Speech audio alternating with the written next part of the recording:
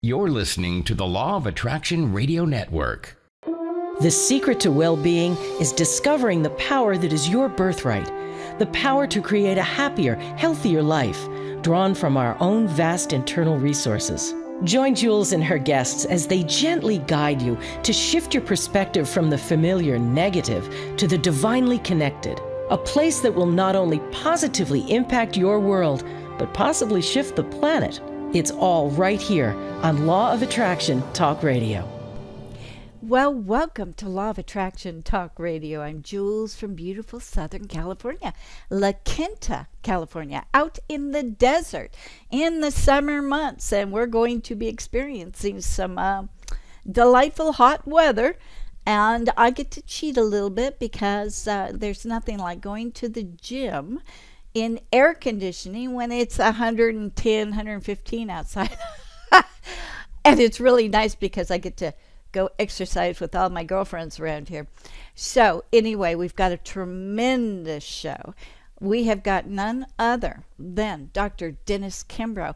Now, not only will you know Dr. Kimbro from his 5 best-selling books, but you have probably seen him on NBC, ABC, CBS, CNBC, Ebony, all of these magazines. And he is also on the cover of Law of Attraction magazine. And he wrote this really, really tremendous story about Napoleon Hill, Dale Carnegie, and how he became the co-author to Napoleon Hill's book, Think and Grow Rich, a Black choice. It's phenomenal. Now, Dr. Kimbro has helped millions of people all over the world. And by a simple message of empowerment, that anybody can reach their goals if only they can understand how their thoughts are projecting out their future. So this is really, really important for everyone to listen to. He's absolutely brilliant. He's also a professor at Clark Atlanta University. And I'm just so honored to not only have him on the cover, but to be on the show tonight. So just take a nice beverage, relax, and let's listen to these few commercial breaks, and we'll be right back with you with Dr. Dennis Kimbro.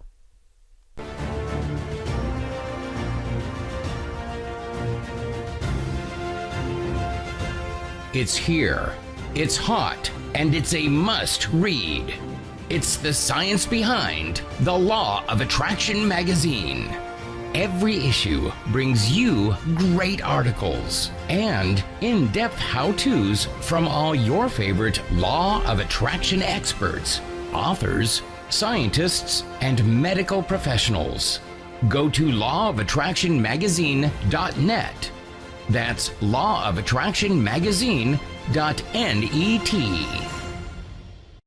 Well, welcome Dr. Dennis Kimbro to Law of Attraction Talk Radio. I am so thrilled to have you on my show. Thanks for having me, Jules. You know, you have one of the best stories I have ever heard about you and Napoleon Hill. And I think it's a story which you wrote about in the magazine, but I think it's a story that the entire world needs to really grasp. Because not only do you talk about Napoleon Hill, but Dale Carnegie, and the power of a person's thoughts that can really affect their lives, which is the law of attraction. So could you tell us that story? Oh, I'll be more than honored. Even today, here we are in 2017, as I travel the country and travel the world, really, people still ask me, how in the world did I get my name on Napoleon Hill's book? And, I tell them that at the time of his death in 1970, Napoleon Hill was attempting to write a Black version of his all-time classic.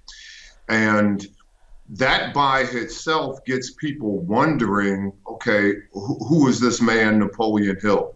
But before, I get into that, I was an unknown writer at the time. I mean, here's a guy who's working on his PhD at Northwestern University. All I wanted to do was to study wealth and poverty. And the best advice that I had ever been given at that time, Jules, I had like 4 committee members on my dissertation committee. And they told me, they said, Dennis, when you write your dissertation, don't write it in a subject area that only 3 people in the Western world are going to read. View it as your first book. So I was studying wealth and poverty. And when I got that advice, I said, I want to flip the script. I want to change the narrative. I don't want to study poverty. I want to study wealth. And I don't want to study wealth under just, a potpourri of individuals. I want to focus on an underrepresented, under-targeted market audience, which happens to be African Americans. Yes. So that was my focus. And I carved out a list of about 50 individuals. And I was going to ask 2 simple questions. Number one, why is one individual rich and, successful while another is impoverished? And number 2, why, what is the critical difference? Is there a difference between all these different ethnic groups in terms of success? So, Jules, I carved out a list. I didn't know. I mean, I was so naive. Carved out a list of 50 individuals. They didn't know me, but I certainly knew them. And I was going to interview them. Like I could just pick up the phone, call them, and they would give me an hour or half a day of their time. That's how naive I was.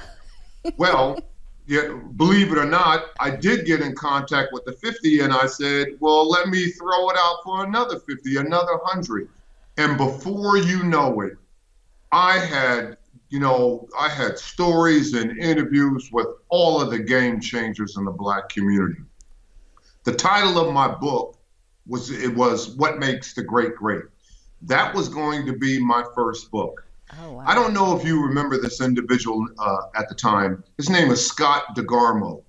He was the editor of Success Magazine at the time, and he caught wind of what I was doing because, Jules, understand this. This is the early to mid 1980s. And I had so many interviews, magazine articles, because this was going to be the first book that was sort of targeted for Black America. There were no books out there. There were barely articles out there. I mean, here's a guy with a PhD from Northwestern who was going to bring capitalism to the Black community. And I told my readers, I said, listen, capitalism is not a dirty word. Capitalism means that everything is for sale. That's all it means. And I was going to be the individual to do that. Well, Scott DeGarmo, sent me a letter and called me up and he said, I'm the editor of Success Magazine. We want you to write a series of articles.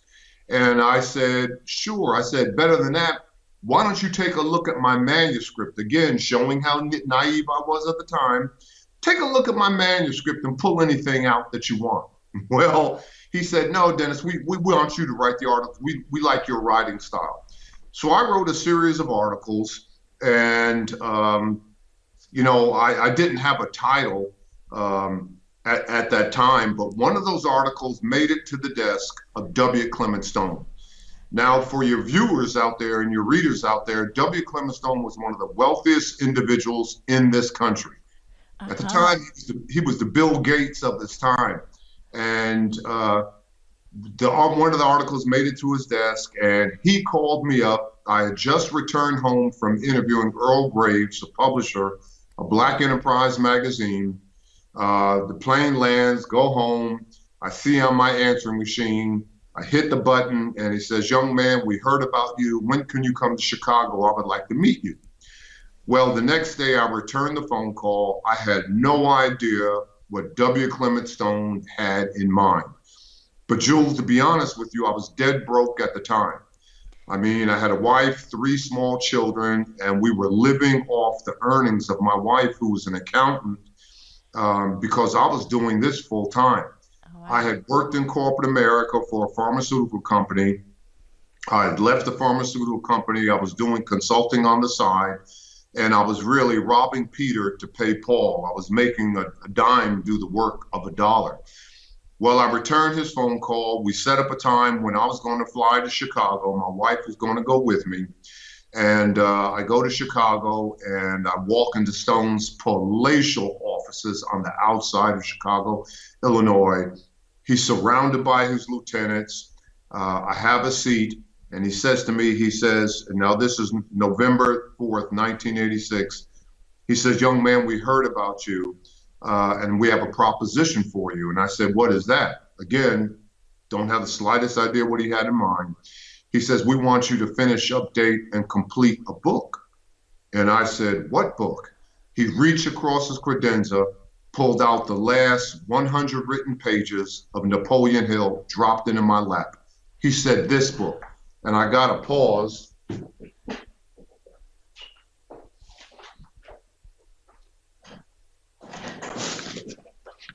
This is what you're looking at right here, Jules. I don't know if you see that. Yeah. Lift it up. Okay, yeah. And Blacks are growing rich. And Okay. you can see it from Napoleon Hill's typewriter in my hands. Blacks are growing rich, Napoleon Hill. So he drops it in my lap, and I said, I flipped through it. He said, we want you to complete and update this book. And I said, well, Mr. Stone, I'm honored, but I can't. And he said, why not? And I said, well, I'm working on a book of my own. He said, young man, if you have any sense, you need to push your book aside and finish this. And then I said, well, even if I were to take you up on this opportunity, I got to be honest with you, Mr. Stone, I'm dead broke. I can't find a quarter with a roadmap. My wife, she's in the rent-a-car, waiting for me outside.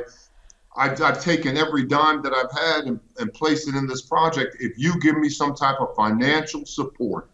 Now, Jules, mind you, he's one of the wealthiest in the United States. It'd have been nothing for him to reach into his lapel pocket, pull out his checkbook, or he's got a gentleman by the name of Michael Ritt, who his personal confidant and concierge could write me out a check for $100,000, give me a book advance to finish this. And he said, no.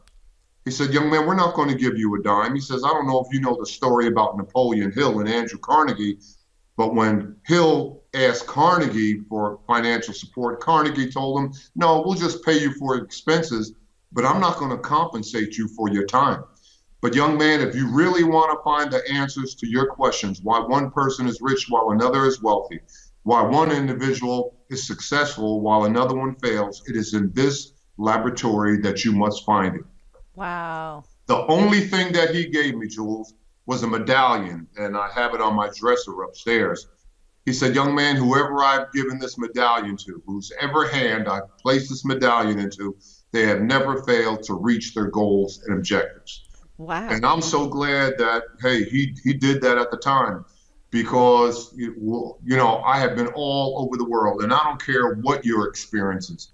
With the law of attraction, our circumstances can be lacking, but as individuals, we're not, because the universe always aligns with the dominant thought. And that's not me. I mean, that's Stephen Covey. Stephen Covey said the same thing. Everything occurs to you twice in life. The inner, the outer, the thought, the thing. And, we are blessed to live in, as I said, in a capitalist economy. And I'm not telling you that capitalism is perfect. But you take the word capitalism, Jules, write it on a piece of paper, C-A-P-I-T-A-L-I-S-M. Take the Latin derivative of the word capitalism, C-A-P-U-T, kaput. What does it mean in Latin? It means head.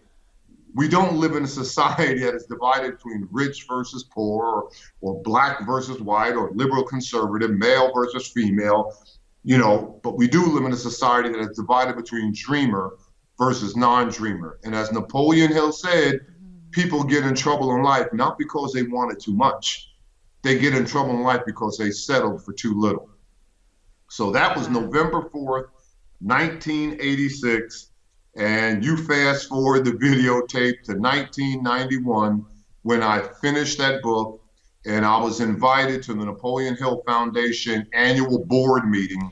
And there I am with W. Clement Stone and about 20 board members of the Napoleon Hill Foundation. And I got an opportunity to all give them a copy of what became Think and Grow Rich, a Black Choice, with my name and Napoleon Hill's name on the cover. And like I said, Napoleon Hill wrote 16 books in his lifetime. And you can walk into any bookstores. And here's the fundamental thing that you got to understand, Jules. There's various adaptations of Hill's writings. When you look at Outwitting the Devil, and you look at 3 feet from gold, 6 feet from gold, those are adaptations of his writings. But Think and Grow Rich, a Black Choice is his writing. Again, like I said, if he would have lived 1 year longer, Think and Grow Rich, a Black Choice would have been out in 1970 and not 1991. Wow. So I'm honored. Now, people ask me, why was Hill focused on that? Over that 7-year period, I was exposed to Napoleon Hill University, if there's one.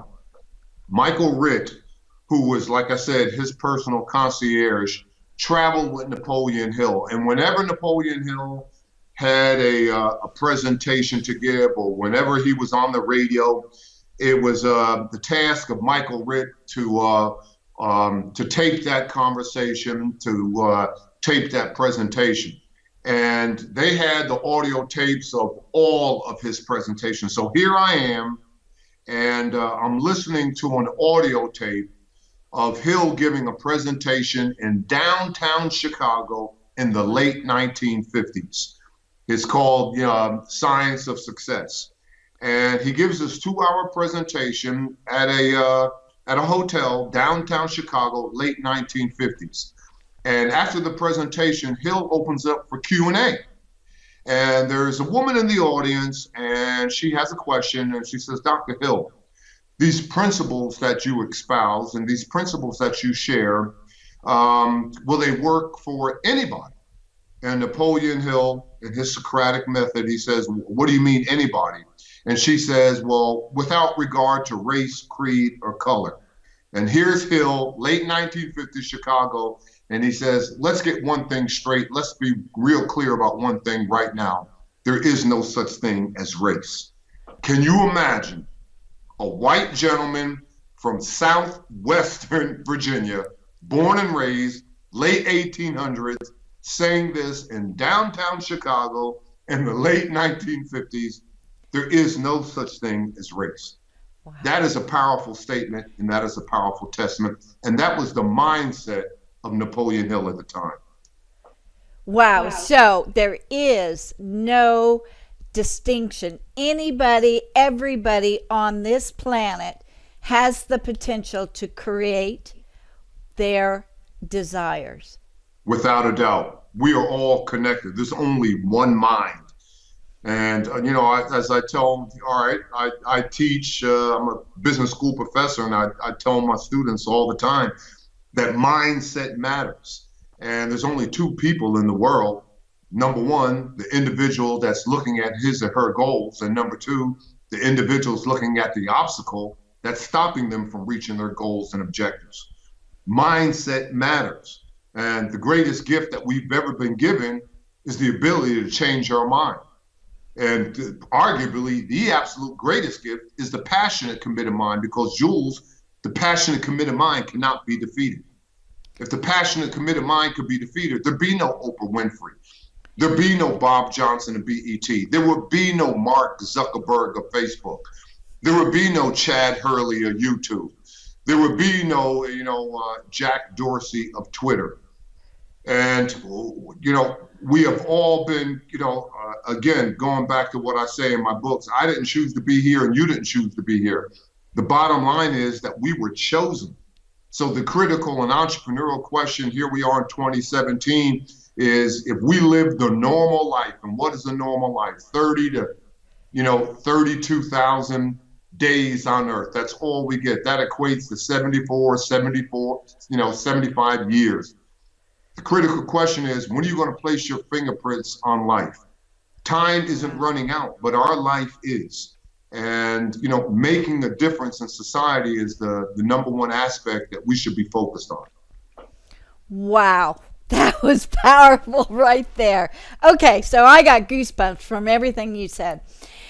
All right, so we are our own worst enemies sometimes because we're not able to see past what is familiar mindset to move forward. How do we move forward into a new mindset?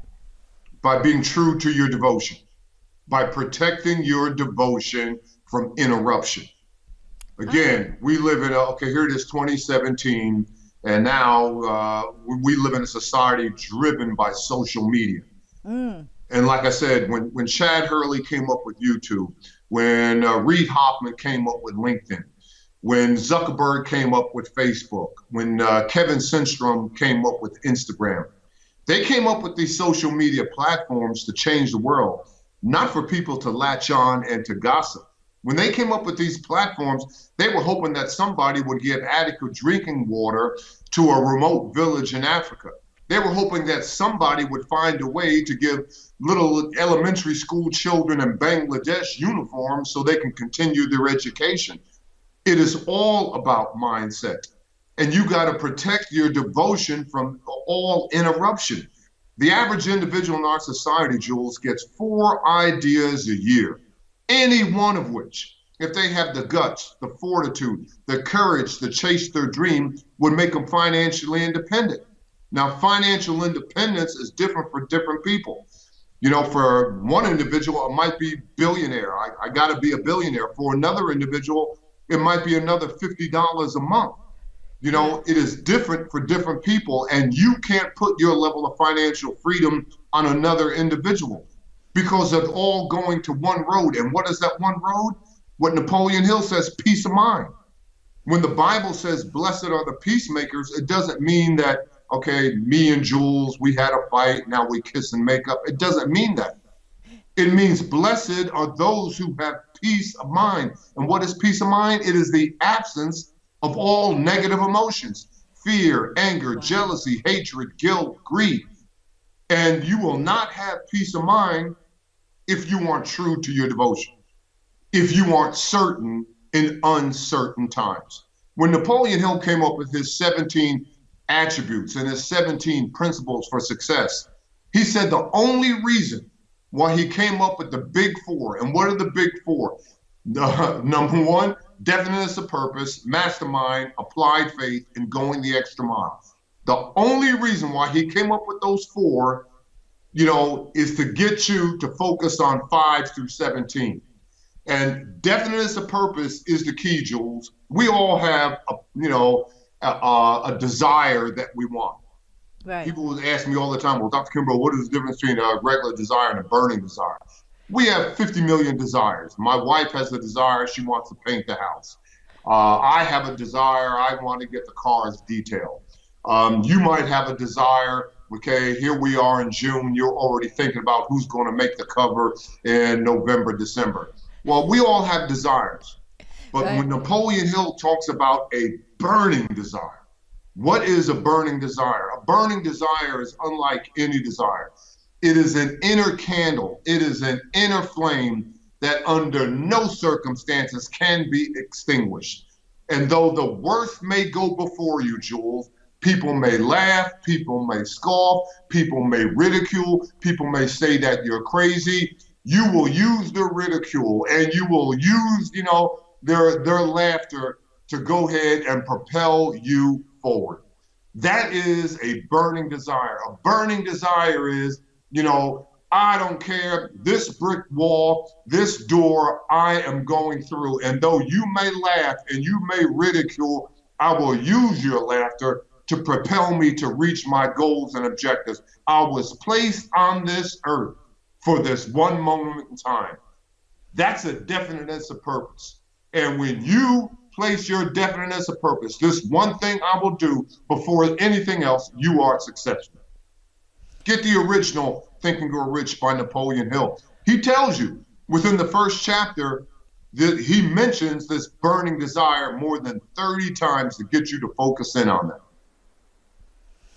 So the burning desire, how can you're supposed to maintain that burning desire and yet still have a peace of mind? Oh, yes, you will have a peace of mind when you identify your burning desire. Ah, gotcha. Because people will, once you identify why you are here and what you're going to do, people will be added to you if you need people. Money will be added to you if you need money. Resources will be given to you if you need resources. And, people talk about, well, a miracle occurred. What's a miracle? A miracle occurs every time you change your mind. Okay, if you look at it in a biblical sense, and I'm not talking about, I don't care. Listen, the goal is not to be a Christian, Jules. The goal is to be Christ-like. The goal is not to be a Muslim. The goal is to be Muhammad-like. The goal is not to be a Buddhist. The goal is to be Buddha-like. Why? Because they knew there are different roads and there are different paths, but there is only one door. And what is that one door? Truth. Yeah. And what is that truth? It is your mindset. Mindset matters. And you look at the Silicon Valley mindset. They know that to be true to your identity. And what is your identity? The one thing that you want to do. So let's use the biblical standpoint. Whenever the carpenter from Galilee, came into a village and he, quote unquote, healed the depressed, and he healed the sick, and he healed the impoverished. The last thing he said to him, Jules, was, go and sin no more. Well, what is sin? Sin doesn't mean that I took the last cookie out of the cookie jar when you weren't looking. Sin doesn't mean that, Jules, when you turn your back, I reach into your purse and I took $1. It doesn't mean that. It means go and change your mind, change your thinking. Because if you don't change your thinking, and if you don't change your mind, the next time that I see you, you're still going to be depressed. You're still going to be poor. You're still going to be broke. And you're still going to be, overtaken by disease. Well, when we talk about mindset, make sure that you're focusing in on the one thing that you want to do, the one thing that you want to have, and the one thing that you want to become. Wow. You said that when you change your mindset, then everything comes towards you. Everything is in a line. The universe is in a line with your dominant thought. And that's the critical part, getting people to decide what they want. I mean, if I stood here, I am in Atlanta, Georgia. If I stood at the busiest intersection of Atlanta and interviewed the next 100 people that crossed my path, the majority couldn't even tell you why they got out of bed in the morning. The majority wouldn't even have a goal. Napoleon Hill talks about goal setting. And what does he say? Your goals must be believable. Your goals must be conceivable. Your goals must be achievable, and your goals must be measurable. What gets measured gets done. Well, Dr. Kimbro, I don't have a goal. Well, that is your number one goal now. To make it your goal, to find the goal. Yeah. You are at your best when pursuing a goal or objective. Maybe that's the number one reason why you're here. What is your number one goal? This is so good. So if a person doesn't have a job, then their goal is to get that job. But if they become comfortable in that job, then they're not going to be moving forward into that other. Do you see what I'm saying? Sometimes comfort gets. I see exactly what you're saying. And let's be clear, there's nothing wrong being comfortable in that job. Right. There is absolutely nothing wrong with that because, a conversation that I had with Earl Nightingale, and I use the same definition that he used years ago about success. Success is the progressive realization of a worthy goal and ideal. So what does that mean? Well, a successful individual, and see what we do in this society, we always throw a dollar figure on success. You can't do that unless money is your goal. But under that backdrop, the progressive realization of a worthy goal or ideal. Jules, what in the world does that mean? A successful individual in our society is a young woman who says, I want to be a school teacher, or I want to be a nurse, and sets out on a path to become a school teacher or nurse. A successful individual in our society is the high school dropout who says, I want to get a job at that corner service station, or maybe one day own that corner service station. Yeah. So As when they set out on a path to do that, they are just as successful as the 1,000 billionaires that we have in the United States. So there is nothing wrong with that, being comfortable after you have pursued your goal and objective. But, we live in a society that is information driven.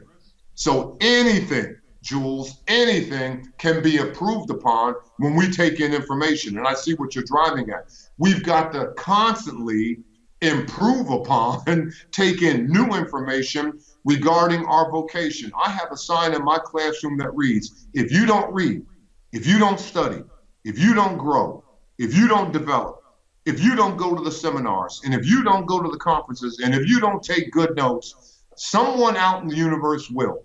And the day that you meet that other person, you lose. Why? We live in an information-driven society. Anything can be approved. I don't care if you're working at a toll booth and you're taking in change at a toll booth, or I don't care if you're digging ditches, over the course of your life. Any vocation can be improved upon. But where does fear come into it? Because I see so many people get stuck and can't move forward. How do they release that fear to get into that proper mindset? Well, fear is never fear, or failure is never failure until it is accepted as such. You got to constantly ask your question, when you step out on the fear of failure and you have failed, what can I do better next time? But Jules, what is fear? F-E-A-R. It's false education appearing real. And again, going back to Napoleon Hill, you got to see with your mind's eye, because sometimes your physical eye will lie to you. Here we are. Okay, you're in Southern California. I'm on the East Coast. Let's go to Savannah, Georgia, and let's look out across the Atlantic Ocean. And as we look out across the Atlantic Ocean, you might say, hey, man, it looks like the sky and the water meet. Well, Jules, you and I both know that the sky and the water never meet. Otherwise, there's no such thing as gravity. Okay. If you and I stood on train tracks and we looked down at the train tracks, you would say, wow, it looks like the tracks are coming together. Again, we know that the tracks would never come together. Otherwise, the train would fall off the tracks. These are two examples of your physical eye lying to you. All right, so you step out, you push the fear of failure aside, and you step out to chase your dream. And you get your hands spanked, and you lose your house, and you lose your car, and everybody laughs at you. See with your mind's eye, because that's your physical eye lying, playing games with you. Because, Jules, where do dreams come from? A dream comes from your creator knocking on your subconscious, asking you, do you want more out of life? People ask me all the time, what is the difference between the guy who, gets a dream, pursues a dream, and then quits, and the other individual who gets a dream, pursues the dream, overcomes, and makes millionaireship? Yeah. This is the critical difference. Here's a guy who works 5 years, or a woman, works 5 years in corporate America, gets a dream, gets a vision, quits corporate America, chases their dream. After 6 months, no one is using the product or service, gets behind on the mortgage, gets behind on the car, about to lose the car, about to lose the house, blows the dust off of his or her resume, throws it back out there and gets another job because they're afraid of losing the house, afraid of losing the car. Then you have another individual, Jules. Here's an individual, worked 5 years in corporate America, gets sick of it, quits the job, runs out there, starts a business. After 6 months, gets behind on the car payment, gets behind on the house, about to lose the car, about to lose the house, but instead of blowing the dust off the resume, searching for another job, says, hey, take the car, take the house. There's no way in the world I can do that. Hey, continues on the path to the dream and hits millionaireship. What is the difference? One guy is afraid of losing his house, losing his car. The other guy is afraid of losing his life. That is the critical difference. When you get to that point of your burning desire, say, sorry, this is why I'm here. And that's the point where I was with my books. I wasn't going to take another job. I said, take the house, because I did lose 2 cars in the process. 5 times I did get behind on my mortgage. here in the same house that we're seated right now, take the car, take the house. This is what I was placed on earth to do. And what's the bottom line? Think and Grow Rich, a Black choice, 1,000,000 copies in print. So you use the fear and the desperation as a motivation Without a doubt. to get you going in following your dream, your inner guidance. And remember, Jules, motivation starts with the next step. There's only 3 things you got to do. Number 1, turn your should do's into must do's. Turn your should do's into must do's. Develop a sense of urgency. Number two, be very particular who you associate with. Cut the toxic people loose, cut the naysayers, non-believers, unachievers loose, because you got to focus in on your dominant impulse, your number 1 goal and objective. And number 3, hey, read the right books. Read the right books, get around the right people, find the best coaches, and this is where you come in. There's no telling how many folks that, lives are going to be changed because of what you're doing. Jules, don't take it lightly. You're making a difference, and there's only 4 things in life you want to do. Number 1, you want to make a difference. Number 2, you want to make a difference with somebody else who wants to make a difference. Number 3, you want to make a difference with others who want to make a difference, doing something that makes a difference. But number 4, Jules, you want to make a difference with others who want to make a difference, doing something that makes a difference at a time when it makes all the difference in the world. And this is the time. So don't take it lightly. And I'm not saying that you are taking it lightly, but you're standing on the precipice and you are providing a service to untold thousands. Just as you have literally changed the lives of millions of people around the world. Wow. This is a phenomenal interview. I'm enjoying this so much. When I was writing what became Think and Grow Rich, a Black choice, I focused on the kingpins, the men and women who are at the top of the mountain, because I knew if I could get them, everybody else would fall in line. But I used the principles myself. I use persistence. I use definiteness of purpose. I use mastermind. I believed in myself when no one else will. Okay. And using those principles set me out on a path to reach my goals and objectives. People ask me all the time, the only reason why somebody would come out to hear me speak, Jules, is number 1, they read my books and they want to know, can I articulate the books as well as the written? But number 2, which is a deeper question, they want to know, yeah, Dennis, these principles work for you, but will they work for me? And that's what Napoleon Hill and Andrew Carnegie was about. That fateful meeting, that autumn day when Napoleon Hill, through some cosmic happenstance, spent time with the wealthiest individual in the world. And Carnegie knew. He said, listen, I like you, young man. You're not, starry-eyed over all the possessions that I had. You want to really hone in on the mindset. I got a little black book, and I got all the game changers in this book. And would you be amenable if I could set the interviews up to sitting down with the Harvey Firestone, to sitting down with the Alexander Graham Bell, to sitting down with the Thomas Edison, to sitting down with a Henry Ford, and ask them the same questions you asked of me, and placing their comments in a book that's not only going to benefit this generation, but future generations? Do you think that you'd be amenable and enamored doing that?